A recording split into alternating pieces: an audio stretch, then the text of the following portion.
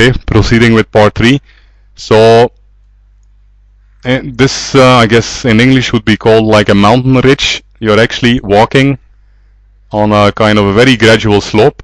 Okay, here kind of you can keep walking on this slope, right, all the way down to the plains. So where the topo line stops, there basically it becomes flat. So this would be the plain. So this is a ridge in the sense that you're walking actually right on that ridge, where left and right of you will always kind of see into the valleys. So this is typically, I mean, one possibility how you can easily climb a mountain.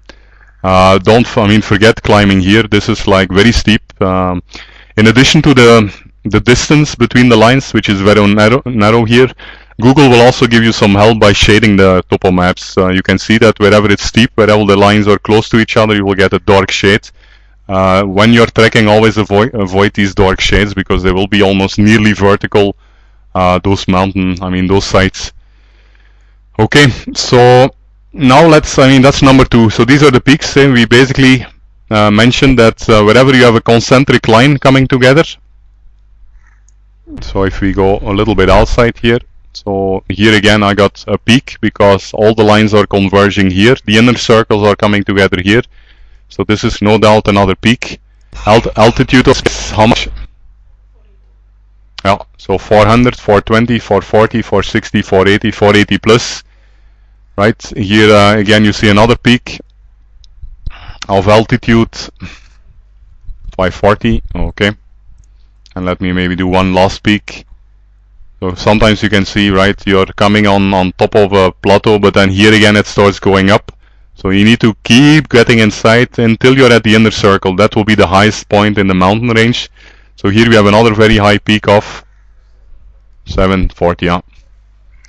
So everyone is with me so far. I'm going a bit slowly, but okay, now let's take a look. So we got the peaks, we got the ridges, we know where it's kind of slowly going up, we know where it gets steep. So now let's try to detect, keys trails of trekking in CTC will always be the streams, the main streams in the mountain. So the streams are actually the opposite of the mountains. How do you identify a stream in this kind of topo map? A stream will basically, you'll have to start looking at the shape of the topo lines. If you see that the shapes become like this, like they are getting actually, right, they are actually getting very deep inside. Look, you're getting very deep inside. So here actually you're like, what is this, 300, 360.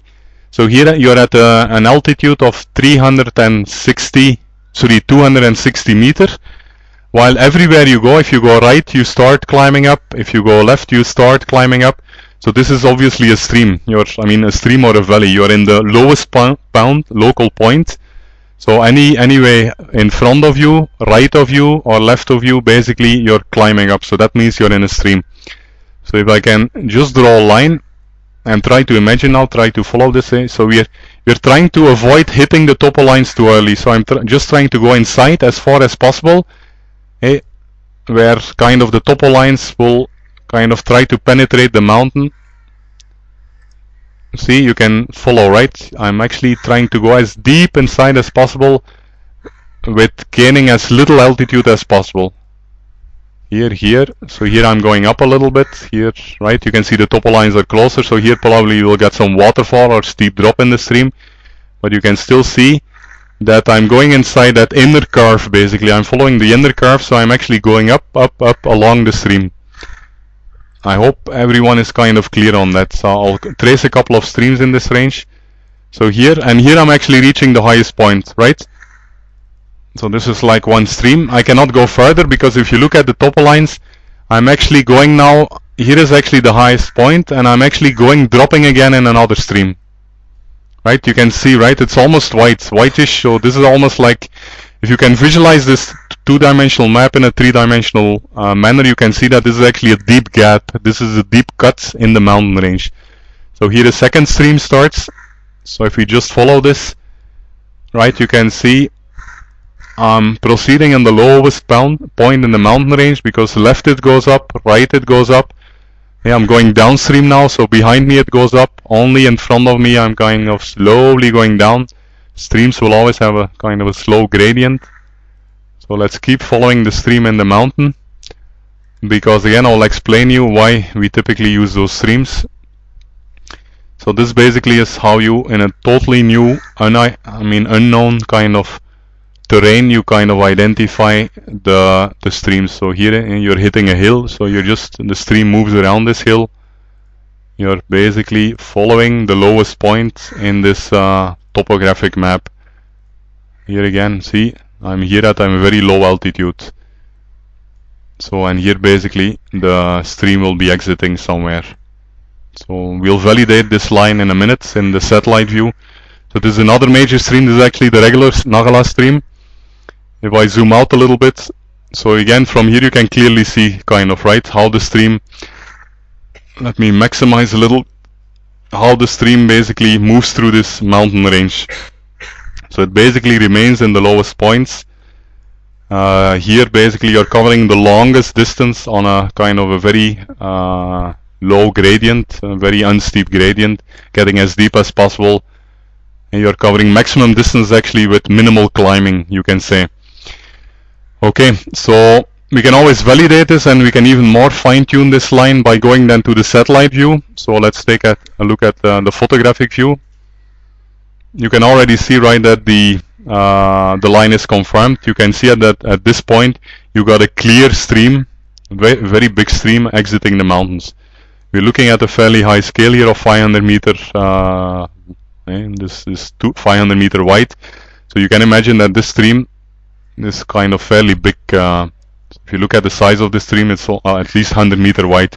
So whenever you see and you look at like the satellite view, the photographic view, and you see these big kind of sandy or rocky kind of irregular, this is like a water flow, it's a very irregular thing, it's not a man-made structure. You will clearly, you can clearly see man-made structures like jeep trails and roads will always be very irregular. They will always be kind of smoothly moving, and they will, as we'll see later, not at all fit into the topographic flow.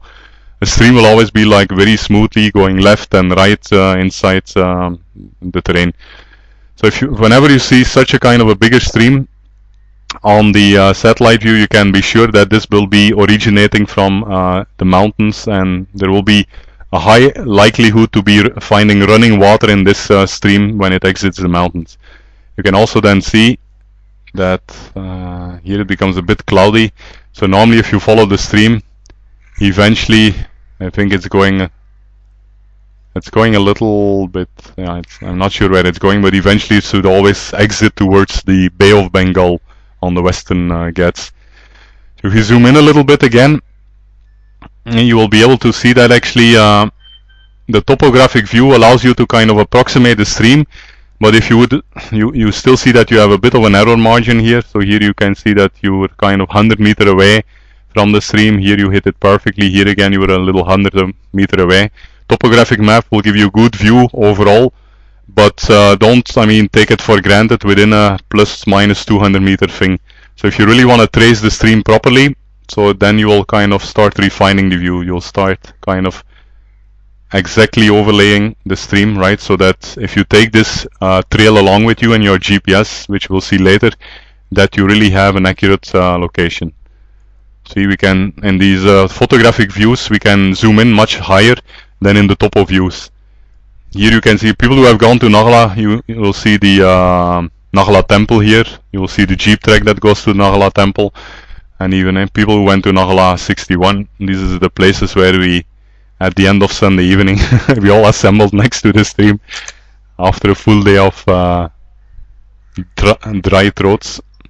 Right, so I can nicely put this, follow the stream very accurately in the topographic view. So this is what I'm typically doing to kind of get an exact indication of where the stream is located, so that as we navigate in the field, we'll always be able to compare our current position with the stream.